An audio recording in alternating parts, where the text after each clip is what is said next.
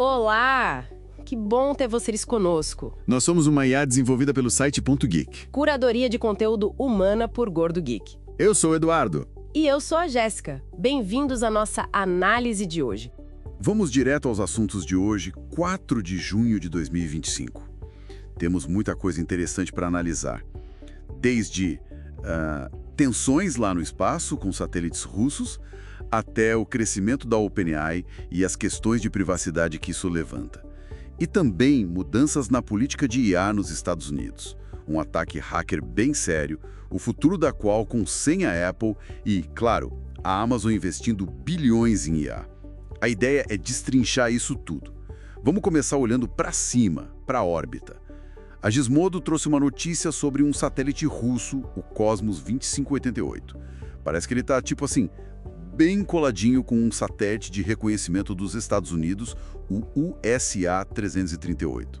Coladinho mesmo, coisa de 100 quilômetros de distância a cada 4 dias. Isso, claro, levanta suspeitas de... Perseguição espacial. Perseguição é um termo forte, né? Mas 100 quilômetros no espaço é muito perto. É pertíssimo. E o Comando Espacial dos Estados Unidos está de olho, sim. A preocupação é que ele possa ser parte de uma arma anti-satélite, uma ASAT. Uma empresa de monitoramento espacial, a Slingshot Aerospace, identificou ele como um tipo de satélite russo de inspeção militar, chamado Nivelir. E esses modelos, teoricamente, podem carregar uma arma cinética, sabe? Para destruir outro satélite por impacto. Nossa, e isso já aconteceu antes? Digo, essa proximidade toda? Já sim, a Rússia tem um histórico. Teve o Cosmos 2558 em 2022, perto de um satélite americano. Teve o Cosmos 2542 em 2020, que também fez manobras suspeitas. E não podemos esquecer daquele teste ASAT russo de 2021, que eles destruíram um satélite próprio e criaram uma nuvem enorme de detritos perigosos na órbita baixa. Que perigo isso! Então essa aproximação atual não é por acaso. O especialista citado na matéria, o Marco Langbroek, é bem direto. Ele diz que não parece coincidência, parece deliberado. A tensão espacial é real e essas ações só aumentam a preocupação. E só para contextualizar, os Estados Unidos também já tiveram satélites com capacidades parecidas, como o SA-276 e o antigo programa Prowler. Então, é um jogo complexo lá em cima. Ok, descendo para a Terra agora. Vamos falar de inteligência artificial e negócios. A Quartz publicou sobre a OpenAI. Parece que a base de usuários pagantes deles, Enterprise, Team, Edu, cresceu bastante, né? Bastante mesmo, um aumento de 50% desde fevereiro. Chegaram a 3 milhões de usuários pagos. É um crescimento bem acelerado. E eles estão adicionando funcionalidades novas também, para tentar integrar mais o ChatGPT no ambiente de trabalho. Exato. Tem os tais conectores que permitem ao ChatGPT acessar informações direto do Dropbox, do Google Drive. Facilita muito, né? E lançaram um modo de gravação, inicialmente para o plano Team, no macOS, que transcreve reuniões automaticamente. A ideia é tirar o ChatGPT daquela imagem de brinquedo e colocar ele para trabalhar de verdade nas empresas. Sim, o CEO deles, o Brad Lightcap, usou uma frase interessante. Ele disse que o ChatGPT não pode ser um estagiário trancado num armário. Tem que fazer parte do fluxo de trabalho. Faz sentido. Mas e a parte financeira? Porque a gente sabe que rodar esses modelos de IA custa uma fortuna. Pois vê, aí que o negócio pega. Em 2024, a receita foi de 3,7 bilhões de dólares. Parece muito, né? Parece ótimo. Só que o prejuízo foi de 5 bilhões. Eles estão queimando muito dinheiro com infraestrutura, pesquisa, tudo isso. Caramba, 5 bilhões de prejuízo. E qual a projeção para frente? Para 2025, esperam faturar 12,7 bilhões, mas lucro mesmo só lá para 2029. 2029. E a receita projetada para lá? Aí a projeção é bem otimista, 125 bilhões de dólares. Mas até lá, o caminho é longo e caro. E de onde vem a maior parte da grana hoje? Cerca de 75% vem das assinaturas, principalmente do Plano Pro, que custam uns $200 por mês. Então cresce rápido, mas o custo é brutal. Continuando com a OpenAI, mas agora num assunto mais espinhoso: privacidade. A Ars Technica está cobrindo uma batalha legal. Parece que um tribunal ordenou que a OpenAI guarde todos os logs do ChatGPT. Todos mesmo. A ordem é bem ampla, inclui conversas que os usuários achavam que tinham apagado e até os dados que passam pela API. API, aquela interface que as empresas usam para conectar seus sistemas ao ChatGPT, certo? Exatamente. Imagina o volume e a sensibilidade desses dados. Informações de empresas, potencialmente dados de clientes delas. Mas por que essa ordem? De onde veio isso? Veio de processos sobre direitos autorais. Grandes empresas de mídia, como o New York Times, estão processando a OpenAI. A acusação é que a OpenAI estaria destruindo evidências. Evidências de que usuários estariam usando o ChatGPT para, burlar os paywalls de notícias, sabe? Copiando conteúdo protegido. Entendi. E a OpenAI, o que diz? Eles estão recorrendo, claro. O argumento principal é a privacidade. Dizem que essa ordem viola a privacidade de milhões de usuários, com conversas que vão do trivial ao profundamente pessoal. Além disso, falam que quebraria a confiança dos usuários e os compromissos contratuais que eles têm sobre proteção de dados. E o risco para os dados empresariais via API é enorme. Imagina o pânico que isso deve ter causado nos usuários quando saiu a notícia. Sim, teve bastante reação online. A OpenAI também nega que tenha destruído provas intencionalmente e diz que cumprir essa ordem seria um pesadelo técnico. Exigiria um esforço de engenharia gigante e custos altíssimos. E qual o status disso agora? Eles pediram a suspensão da ordem, enquanto o caso é analisado mais a fundo para ver se realmente é necessário guardar tudo isso. É uma briga bem significativa sobre os limites da tecnologia, privacidade e direitos autorais. Mudando um pouco de assunto, vamos para a política de IA nos Estados Unidos. A The Verge noticiou uma mudança importante lá. O AI Safety Institute, que focava em segurança da IA, foi renomeado, né?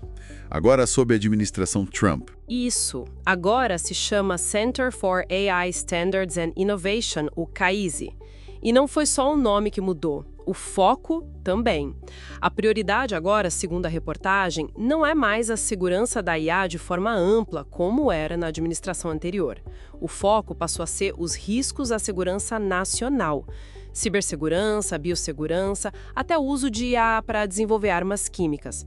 Coisas mais, digamos, militares e de inteligência.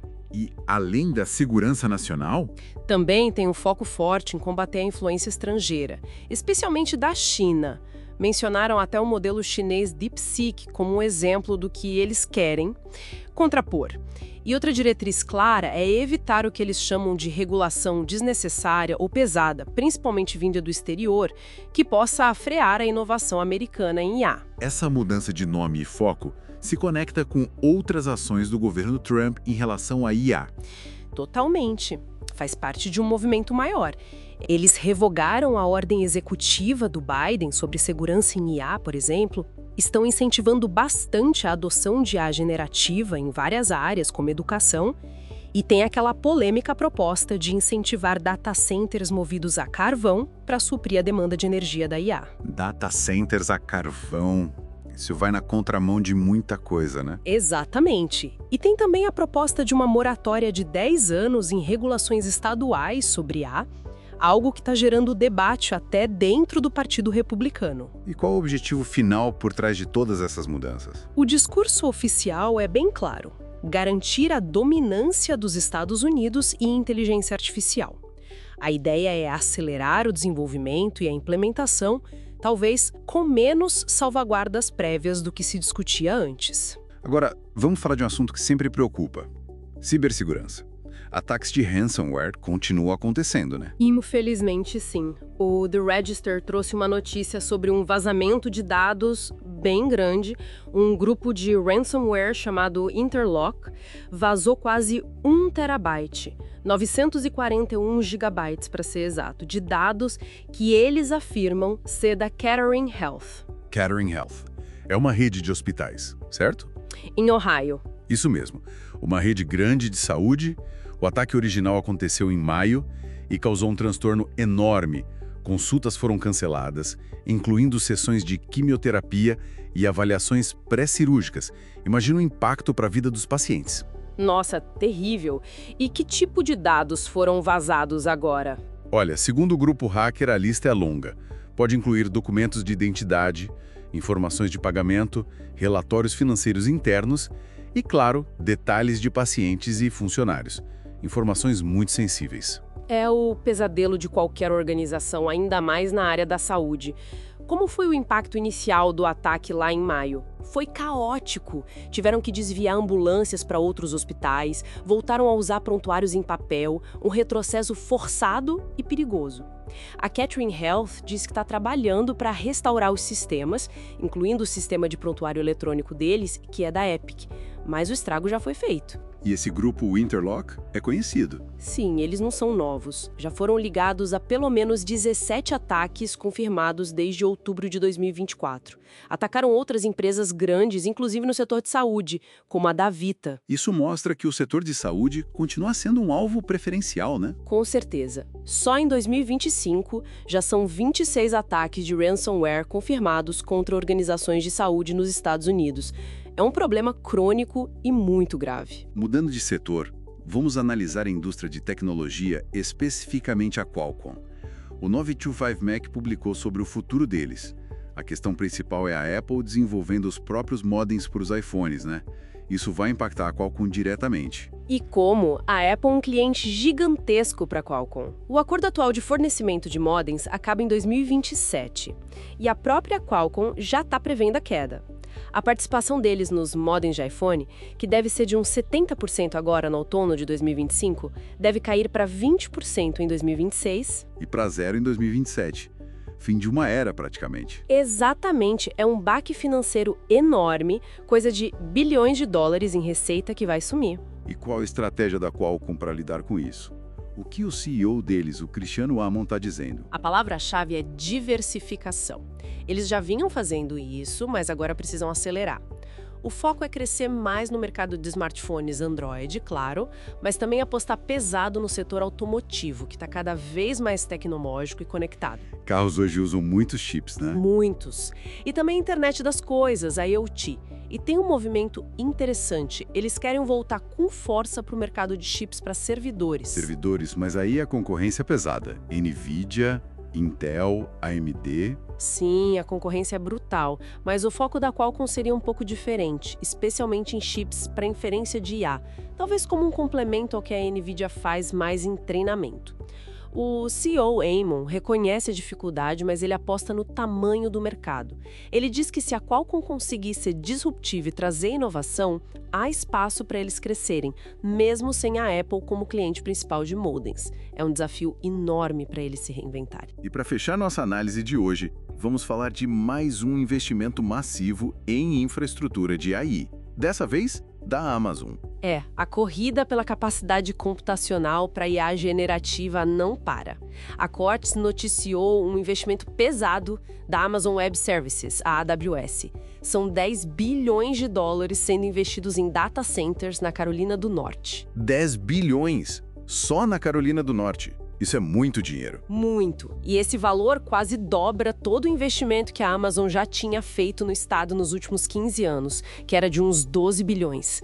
Mostra a escala do que a IA está demandando. E onde exatamente vão ser esses data centers? Já se sabe? A localização principal mencionada é no condado de Richmond, e o investimento promete criar cerca de 500 empregos qualificados na região. Além dos empregos diretos, a Amazon também anunciou programas de treinamento e doações para educação em STEM, ciência, tecnologia, engenharia e matemática por lá. É aquele movimento clássico das Big Techs, né? Investimento grande, promessa de empregos e algum retorno para a comunidade local. Sim. E a Amazon já tem outros investimentos no estado, como um centro de robótica avançada em Wilmington. Mas é interessante notar um contraponto que a matéria da Quartz também traz. Qual? Pouco tempo antes desse anúncio bilionário, trabalhadores de um centro de distribuição da Amazon ali perto, em Garner, votaram contra a formação de um sindicato. Ah, sim. A questão da sindicalização no sul dos Estados Unidos é sempre um tema, né? Exato. Mostra que, mesmo com esses investimentos gigantescos e a necessidade de mão de obra qualificada, os desafios para a organização sindical na região continuam grandes. É uma dinâmica interessante de observar. Bom, então passamos por bastante coisa hoje. desde as manobras espaciais e as preocupações com ASATs, Passando pelo crescimento financeiro e os dilemas de privacidade da OpenAI, as mudanças na política de IA americana focando em segurança nacional. vimos também o impacto grave do ransomware no setor de saúde, a Qualcomm buscando seu futuro pós-Apple. E a Amazon injetando bilhões em data centers para dar conta da demanda insaciável da IA generativa. Um retrato bem variado desse início de junho de 2025.